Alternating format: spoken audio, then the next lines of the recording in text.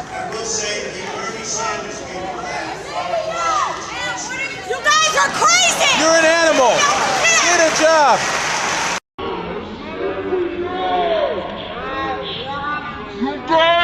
Rashida Tlaib just had a total meltdown on the House floor, yelling, interrupting, and refusing to yield until Byron Donalds stepped in and absolutely dismantled her. What you're about to see shows exactly why the squad is losing control of the narrative. And I think it's really important we need to stand up against this fascist takeover. That's not a bad word. It's a fact. And here in D.C. and across the country, it is so incredibly important, Mr. Chair, that this committee does not allow rhetoric that defames and or paints Washington, D.C. in a way that you all haven't really truly seen. You're just reading it. No, you're just reading it or something off of some. Will the gentlelady yield to a question? Yeah, I think it's really important. Will the gentlelady yield? No, I don't yield. I don't even have time. I can tell you. Your time's expired. It is expired, but Mr. Chair, Nice. but you all live like here, Mr. and Tlaib. you're not telling people the beautiful parts that you do see in our Mr. nation's Tlaib. capital. And no, it's just wrong how we're doing it. Chairman, I think it's Wrong. insane that the But you're gonna gentlelady look doesn't at have an the argument, but she's going to Washington refer DC to as a me and some of my bunch of colleagues. Mr. Mr. Chair, Donalds. We were you from the know Third this. Reich. This is You're insane. gonna look at It's 14, insane. 15-year-olds as It's a bunch of insane. criminals? It's insane. Oh, Do you're I look like a insane, member of the Third Donald. Reich to you, Ms. Please, Tlaib? please, Is that what I look like please. to you? You're the one taking your voting Is that what card, you think? giving it Is that to what you somebody, think? committing Is that a what you crime. think? No, that's unethical. I think it's radical and I think it's No, insane. you And I'll should be respect held everything that you accountable say. before you But to open your say mouth. something like You that should be to held myself and a lot of accountable. my colleagues is way out of line. I'm not the It's one way out of giving line. my voting It's card way out of to line. someone Regular to go order, vote. Mr. Way out of You line. go to an event. Regular order. That's okay. But it's okay, No, right? That is not how it It's goes. okay, right? You hold yourself accountable before you talk about Hold Washington, myself D.C. accountable. Mr. Tlaib. Washington, D.C. Hold your out own of your self mouth. accountable. How Keep about it out of that? your mouth. Hold your own I'm self trying, accountable. Mr. How about Tlaib. that? Free D.C. and make sure you All right. vote with your own voting card. Don't be giving it to somebody Mr. else. Tlaib. All right, time. Chair recognizes Ms. Boebert from Colorado. Wait a minute, Ms. Boebert. The All right. Washington Post poll of D.C. residents found 8 out of 10 opposed Trump's taking over of their local police and sending in federal troops. Without objections ordered. You know, I think it's also really important to understand, like, the incredible kind of slanderous, like, defamation. I don't know what to call it. They're just burying Washington, D.C. You just heard them speak about our nation's capital in that way, in a way that I feel very much like that's not what I see. I see people walking around with their families, people enjoying time to see these beautiful, incredible, beautiful monuments and everything. And there's a pride here too. And so I just want to bring the DC residents into this committee because I feel like they are being made invisible. And this really ugly picture that is not reflective. And I'm from Detroit. I've seen it happen to my city, and it's despicable in a way that I feel like really goes up against our values. You know, one of the things that I know in every abuse of power that we let President Trump and the administration get away with in D.C., it will be replicated. It will be expanded across the country, and it is going to tear apart our communities. You know, Mr. Jackson, I talked to you about a little bit about this, but I think it's important to understand that we do have a mental health crisis, that we have a housing crisis, affordability crisis. Can you police any of those away? No. You can't police away homelessness. And the way they talk about our homeless neighbors is so, no wonder there's violence increasing towards homeless neighbors. I see it already, the brutality of it.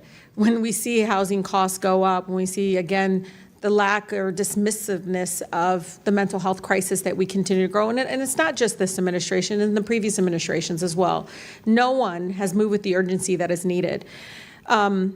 Just last week, the committee approved over a dozen bills regarding Washington, D.C. And, I'm just curious. Criminalized children. My colleague from Boston talked about this.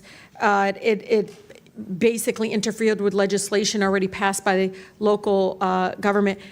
Was anyone on this panel consulted? Any of you? Raise your hand if you were consulted on any of these bills. Yeah. We were not. One of the things that, AG, I've been listening to you.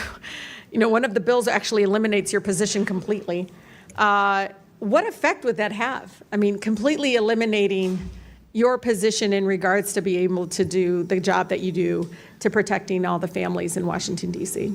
We'll start with the fact that more than 70% of the residents of the District of Columbia overwhelmingly voted for having an independent elected attorney general. That's right. And that's a recognition of the fact that when an attorney general is directly accountable to the people, directly responsive to the people, we are much better at doing our job in terms of addressing housing affordability and conditions in slumlords, seniors and consumers who are being scammed, addressing the issues that are most important to D.C. residents, because I am accountable to them. I read wage theft is an issue, workplace discrimination. I mean, there's a number of issues that need to be addressed, and they're not going to address that.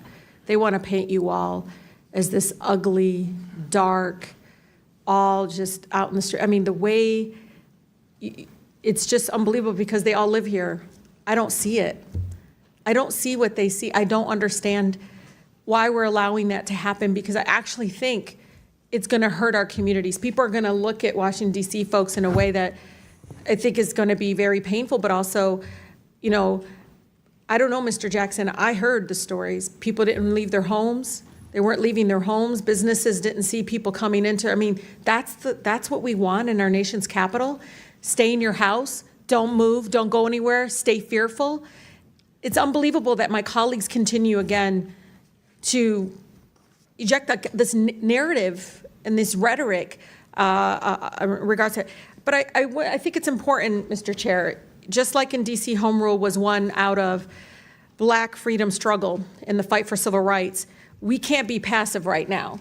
So nobody over there should take anything we say like so personally as if we're attacking them. No, we're attacking a process. We're not attacking people here. This was supposed to be a calm hearing about Washington, D.C. policy.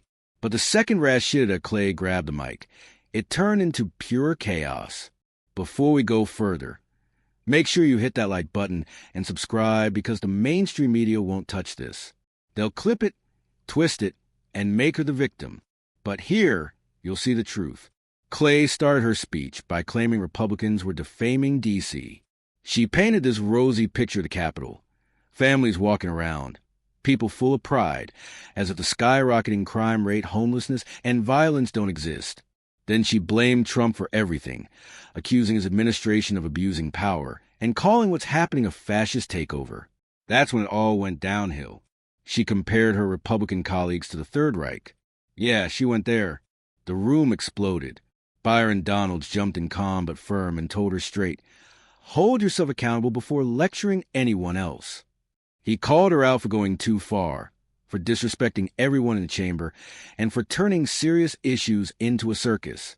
You could see Clive lose control. She shouted over the chair, refused to yield, and tried to spin herself as a victim again. But Byron wasn't buying it.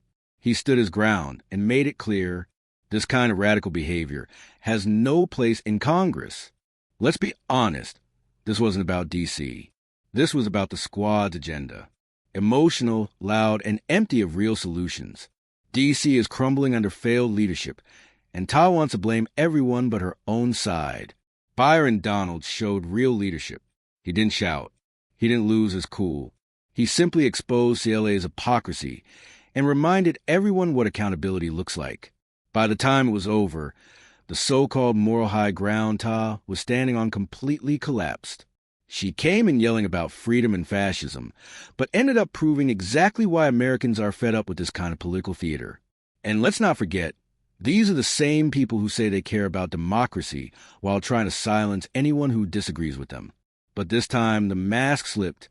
The squad's talking points fell apart in real time, and Byron Donalds made sure everyone saw it. So, if you're tired of these staged meltdowns, if you want leaders who actually tell the truth and don't play victim every time they're challenged, then keep sharing videos like this, because the only way to push back on this chaos is to shine a light right on.